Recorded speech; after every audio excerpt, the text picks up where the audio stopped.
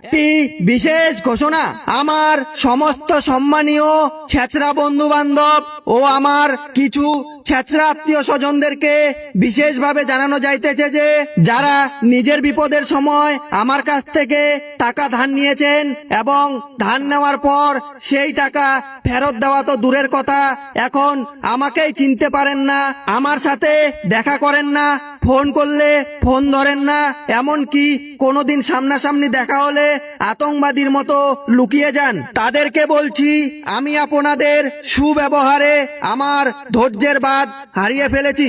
তাই আজকে বাধ্য হয়ে আপনাদের এলাকায় এসে মাইকিং করে গেলাম যে আগামী মাসের 9 তারিখ আপনাদের জন্য একটি হালখাতার ব্যবস্থা করা হয়েছে। উক্ত হালখাতায় উপস্থিত হয়ে আপনাদের বকেয়া ঋণ পরিশোধ করে যাইবেন। এই হালখাতায় যারা সম্পূর্ণ টাকা পরিশোধ করবেন তাদের জন্য রয়েছে বিদেশি আদর যত্ন, আর যারা 1 টাকাও পরিশোধ করিবেন না আমি তাদের জন্য কঠোর থেকে কঠোরতম ব্যবস্থা নিতে বাধ্য হব। দরকার পড়লে সুপ্রিম কোর্ট পর্যন্ত যাব, তবুও আপনাদেরকে আমার উপার্জন করা টাকা হজম করতে দিব না। তাই উক্ত হালখাতায় উপস্থিত হইয়া আপনাদের বকেয়া ঋণ পরিশোধ করিয়া ভদ্রতার পরিচয় দিয়া যাইবেন। স্থান ফাত্রাপাড়া বিচুদি বাগানের পাশস্থ ময়দানে।